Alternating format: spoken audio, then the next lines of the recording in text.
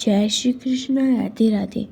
आज मैं आपको विराट रूप का दर्शन नामक प्रसंग आगे सुनाऊंगी। यशोदा ने अपने मुख में दृश्य जगत के लिए अनिवार्य सारी वस्तुएं देखी। उन्होंने उनके मुख के भीतर श्री कृष्ण को गोद लिए तथा अपना पेयपान कराते अपने आप को भी देखा। वे यह सब देखकर भयभीत हो गईं और आश्चर्य करने लगीं कि वे सपना देख रही हैं या वास्तव में कुछ विचित्र दृश्य देख रही हैं। उन्होंने निष्कर्ष निकाला कि वे या तो स्वप्न देख रही हैं या भगवान की माया का खेल देख रही थी। उन्होंने सोचा कि वे विचित्र वस्तुएं देखकर वे मानसिक रूप से विक्षिप्त तो नहीं हो गई। फिर सोचा, हो सकता है कि वह मेरे पुत्र की विराट योग शक्ति हो। अतः उसके मुख के भीतर ऐसा दृश्य देखकर मैं विचलित हो गई हूँ।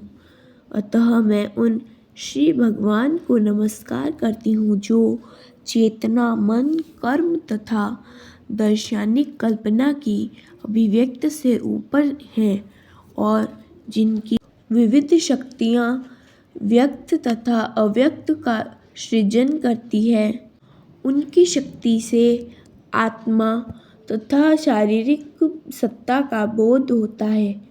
उन्होंने फिर कहा, मुझे उनको सादर नमस्कार करना चाहिए जिनकी माया से मैं नंद को अपना पति तथा श्री कृष्ण को अपना पुत्र समझ रही हूँ और यह सोच रही हूँ कि नंद की सारी संपत्ति मेरी है और सारे ग्वाले तथा ग्वालिनी मेरी प्रजा है। यह सब भ्रांति परमेश्वर की माया के कारण है। अतः मैं उनसे प्रार्थना करती हूँ कि वे सदैव मेरी रक्षा करते रहें।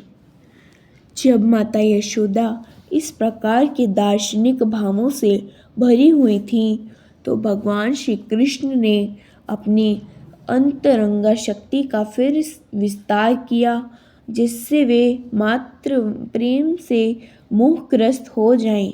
अतः तुरंत ही माता के सारे दार्शनिक भाव विस्मृत हो गए और उन्होंने श्री कृष्ण को अपने पुत्र रूप में स्वीकार कर लिया। उन्हें अपनी गोदी में उठाकर वे भौतिक मातृत्व से अभिभूत हो गईं और उसे श्री कृष्ण का विचार करने लगी।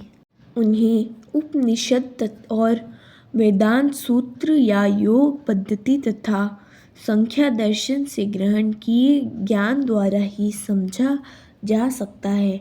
फिर वे श्री भगवान को अपने द्वारा जन्मे बालक के रूप में सोचने लगी। आगे का प्रसंग मैं आपको अगले भाग में सुनाऊंगी। जय श्री कृष्णा। राधे राधे।